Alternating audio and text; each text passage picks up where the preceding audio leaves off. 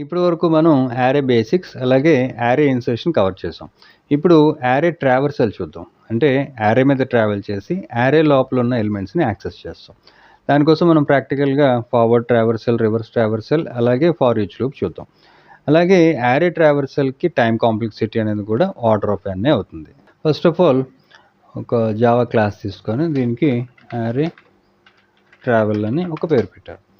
ఇప్పుడు ఒక main method, ఇక్కడ ఫస్ట్ నేను ఒక యారే డిక్లేర్ చేసి డైరెక్ట్ యాక్సెస్ ఎలా చేస్తారో చూద్దాం. ఆల్రెడీ ఇది చూసాం. మనం డైరెక్ట్ యాక్సెస్ అనేది కాన్స్టెంట్ బిగ్ ఆఫ్ 1 ఎలాగవుతుందో ఒకసారి చూద్దాం.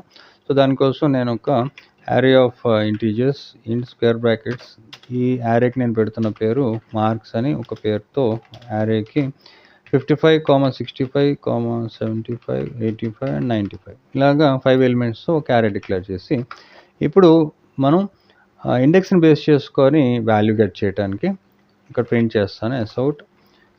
ఇక్కడ ఫర్ ఎగ్జాంపుల్ సురేష్ గాట్ కాంకాటినేట్ చేస్తూ మార్క్స్, అలాగే ఇండెక్స్ పరంగా మనం ఇండెక్స్ని పాస్ చేయడానికి స్క్వేర్ బ్రాకెట్స్లో పొజిషన్ అంటే ఇక్కడ సెకండ్ పొజిషన్లో ఉన్న లేదా థర్డ్ పొజిషన్లో అంటే 0, 1, 2, 3 థర్డ్ పొజిషన్లో ఉన్న 85 గెట్ చేయాలి అంటే నేను ఇండెక్స్ని ఇలాగా 3 కింద పాస్ చేశాను. ఇప్పుడు దీన్ని సేవ్ చేసి రన్ చేస్తే చూడండి, దీని నుంచి మనకి వచ్చే అవుట్పుట్ అనేది O ఆఫ్ 1 అంటే కాన్స్టెంట్ అనమాట.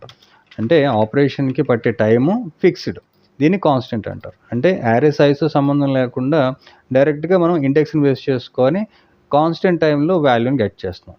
అయితే ఇక్కడ చూడండి మనకి సురేష్ గాట్ 85 కరెక్ట్గానే వచ్చింది కదా.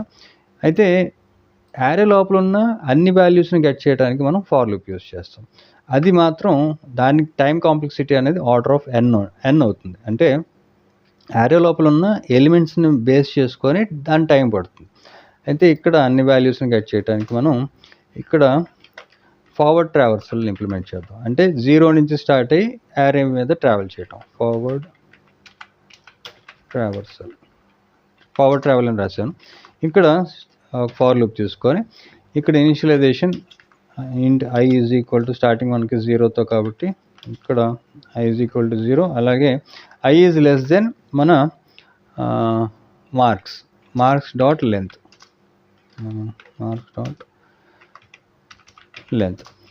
తర్వాత ఇంక్రిమెంట్ i++. ఇప్పుడు బాడీలో మనం ఈ మార్క్స్ని ప్రింట్ చేయడానికి ఎస్అవుట్ ఇక్కడ ప్రింటింగ్ ఆల్ ఎలిమెంట్స్ అని ఏదైనా ర్యాండమ్గా రాశాను.